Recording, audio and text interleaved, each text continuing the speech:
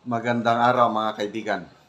Pag-usapan naman natin ngayon mga sunod-sunod na bagyo dumarating sa ating bansa, lalo na dyan sa Luzon, specifically Northern Luzon.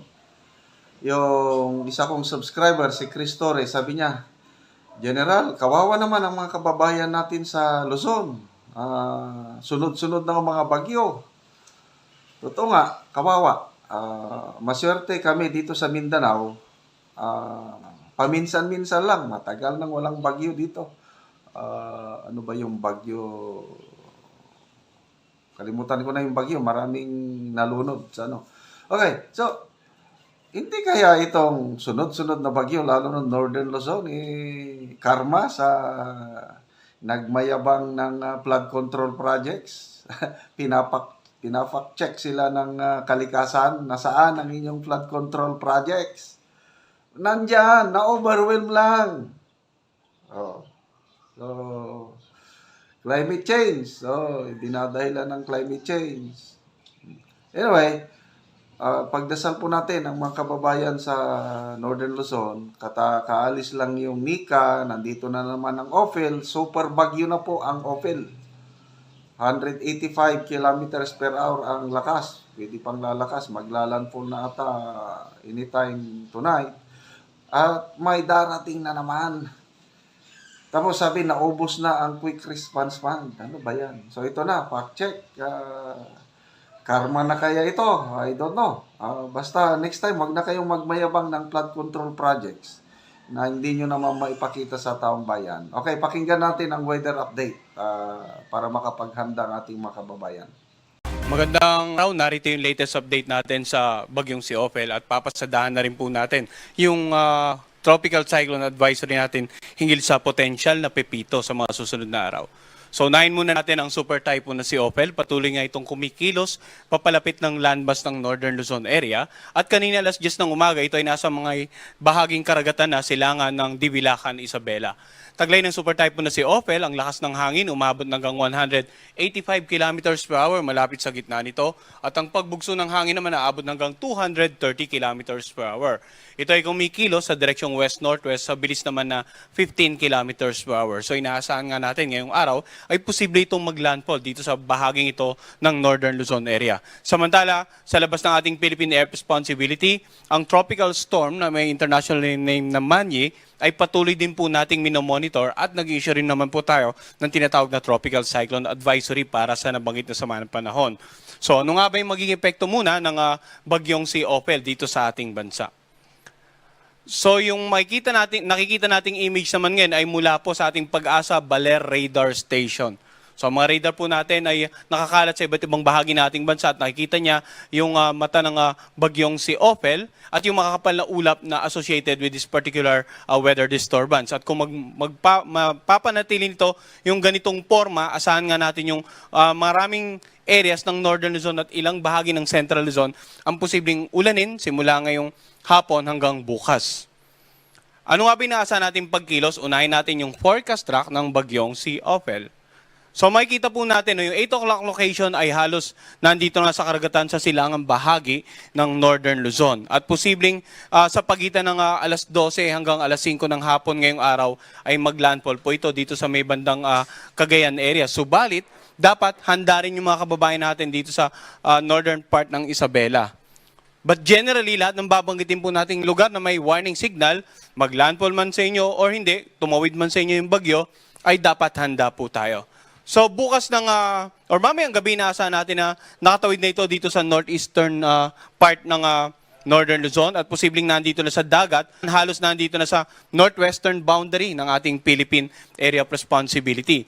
At makikita natin, all throughout the forecast period, posibleng mag-recurve ito hanggang sa darating na Tuesday ay manatiling or maging isang low pressure area na lamang ito. Patuloy tayong magmo-monitor para kung magkaroon ng pagbabago sa forecast, speed, direction and intensity sa mga susunod na araw ay ipapalaw po natin yan sa ating Tropical Cyclone Bulletin na ipinapalabas na po natin every 3 hours. So ano nga ba yung mga wind signal na nakataas sa mga oras nito dahil sa sitwasyon regarding Ophel? Meron po tayong wind signal number 5 no, dito sa northeastern portion ng mainland Cagayan. So, ang palugit or lead time ay less than 12 hours na lamang dahil nga posibleng this afternoon ay maglandfall na dito sa eastern part ng Cagayan or northeastern part ng Isabela, itong sentro ng bagyong si Ophel. Samantala, wind signal number 4 sa naka-highlight ng red, Babuyan Island, northern and eastern portion of mainland Cagayan at northeastern portion ng Isabela. Sa lugar na naka-highlight naman na orange, we have wind signal number 3. Ito po yung Batanes, natitirang bahagi ng Cagayan. Itong northern, central at saka southern portion ng Isabela, northern portion ng Apayao, northern portion ng Ilocos Norte. Para po sa kumpletong listahan ng mga munisipalidad na nakapalaw po, for example, dito sa northern, central, and southeastern portion ng Isabela, mangyari rin lamang pong tingnan yung ating official document na naka-upload po sa ating official website, bagong.pagasa.dost.gov.ph. May PDF file po doon na pwede lang i-download at nakalista po doon yung kompletong list ng mga munisipalidad dito sa mga nababanggit nating bahagi na may mga warning signal. Samantala, areas na naka-highlight ng yellow, yan po yung may wind signal number 2 dito nga sa western at saka southern portion ng Isabela, northeastern portion ng Quirino, sa natitirang bahagi ng Apayao, dito sa may bandang Kalinga, sa northeastern portion ng Abra, ganun din sa eastern portion ng Ifugao, eastern portion ng Mountain Province, warning signal number 2 rin or wind signal number 2 dito sa natitirang bahagi ng Ilocos Norte at saka sa northern portion ng Aurora.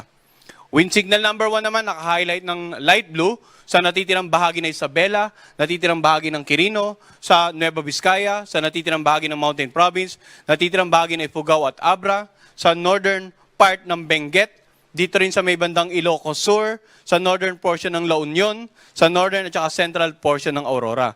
Ngayon sa mga kababayan natin na nakatira sa mga lugar na may warning signal number 1, lalong-lalo na dito sa mga lalawigan sa kanlurang bahagi ng Luzon, maaaring hindi nyo pa gaanong nararamdaman yung epekto ng bagyo, no? Dahil medyo may kalayuan pa kayo dun sa makakapal na ulap na dala ng bagyong si Ophel. Pero ang lead time po ng wind signal number 1, 36 hours or less. So, posibleng ngayon, makakaranas pa kayo ng generally fair weather or maybe maulap pa lang, wala pa yung matinding pag-ulan or hangin, pero habang lumalapit yung bagyo, simula ngayong hapon, asahan nyo, dahan-dahan pong magmamanifest yung epekto sa mga lalawigan na may warning signal number 1, lalong-lalo na dito sa kanlurang bahagi. So, ang wind signal po ay patungkol sa lakas na hangin na dala ng bagyo. So, kapag mas mataas ang wind signal, siguradong mas malalakas ang hangin ay pwedeng makasira ng mga bahay na gawa sa kahoy, light materials, pwedeng makapagpatumba ng mga poste ng kuryente, even yung mga billboards na hindi po nakatiklop yung mga nakadisplay na materials, and then pwede rin makapagpatumba ng maraming uri ng pananim sa mga lugar na may warning signal number 5, 4, 3, and 2. Samantala sa lugar na may warning signal number 1, yun na naka-highlight ng blue, ay paminsan-minsan pag-ulan at pagbugso ng hangin yung pwedeng maranasan. So basically, parang sasabihin natin yung warning signal number 1, parang wala namang gaano epekto, pero dapat maging handa pa rin po tayo, no? Regardless of warning signal, lalong-lalo mga po, yung may higher warning signals, paghanda natin yung parating na bagyong si Ophel. And by this time, hopefully, ilang araw na tayo nagbibigay ng babala, ng anunsyo. Sa mga araw na ito, hopefully, meron na po kayo enough stocks for maybe the next 2 days or nasa designated evacuation centers na po sila para po maiwasan yung peligro ng paparating bagyo si Ophel. Samantala, yung mga pag-ulan naman ang pag-usapan natin, kanina yung lakas ng hangin, no? Pag-ulan. So simula ngayong araw hanggang bukas, ng alas 11 ng umaga ngayon hanggang alas 11 ng umaga bukas, matinding pag-ulan inaasahan dito sa areas na naka-highlight ng pula. Intense to torrential rains, lalawigan ng Cagayan at ng Isabela. Samantala, heavy to intense rains naman dito sa Ilocos Norte, Apayao, Kalinga, Mountain Province, moderate to heavy rains dito sa may bandang Abra, Ifugao at Nueva Vizcaya. So bakit ang concentration ng maraming paulan dito? Dahil nga simula ngayong araw hanggang bukas, yung paglandfall ng bagyo, yung mas malapit sa sentro, tinatayang mas maraming matatanggap na paulan. Pero basta masasaupan ng bagyo, may inaasahan pa rin po tayong paulan sa ilang bahagi na ating lalawigan. Lalong-lalo na mga nitong nagdaang araw, no, apektado po ng mga previous bagyo itong Northern Luzon area. Dapat po, ngayon handa na po tayo, gaya ng nabanggit ko kanina, designated evacuation centers na nasa higher grounds. And then, yung mga kababayan po natin na nasa low-lying areas, yung mga kababayan natin na malapit sa mga mountainous slopes, kung di man nakapag-evacuate, dapat maging alerto sa mga posibleng pagbaha. Lalong-lalo na rin po yung mga kababayan natin sa mga tabing ilog dahil pwedeng umapaw yung mga water level sa ilog nila, either from ulan na direktang babagsak sa inyong lugar or yung ulan na magmumula sa ibang bayan at yung ilog ay agos patungo sa inyong lugar. So hopefully, nagawa na natin lahat ng preemptive evacuation bago ngayong araw para makasigurado tayong ligtas sa mga potential na impacts ng maraming paulan na dala nga ni Ophel. Samantala, simula naman bukas ng tanghali hanggang sa darating na Sabado, mapapansin natin, no? Bagamat walang kulay itong Northern Luzon area, ibig sabihin po niyan, may mga pag-ulan pero hindi na siya pumapatak dito sa minimum na requirement natin or yung minimum amount na tinataya natin pwedeng magdulot ng matinding pinsala. Ganun pa man, dahil nga saturated tong mga lugar ng Northern Luzon, dahil sa previous bagyo at yung tinataya nating bagyong si Ophel, ay dapat alerto pa rin. Hindi po agad-agad na babalik yung mga kababayan natin sa kanilang mga tahanan or bahay. So, makinig pa rin po sa magiging payo ng inyong LGUs at saka local DRR officials regarding continuous disaster prevention and mitigation measures at saka para po sa inyong overall na pangkaligtasan. Samantala, yun nga, bukas hanggang sa darating na Sabado, may mapag-ulan. Bicol Region and the Eastern Visayas. Bakit? Yun naman yung inaasahan natin pag-ulan dahil sa paparating na bagyong Pepito.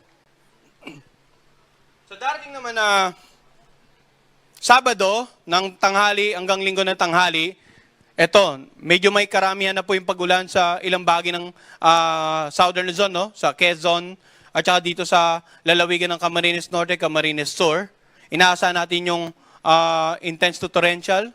Samantala, moderate to heavy rains naman dito sa mga areas na naka-highlight ng orange or heavy to intense, and then sa naka-highlight ng yellow, moderate to heavy. Dahil after ng bagyong si Ophel, inaasahan natin posible ngayon darating na weekend naman, mag-landfall or lumapit, pinakamalapit from the forecast sa track natin, yung bagyong si Pepito.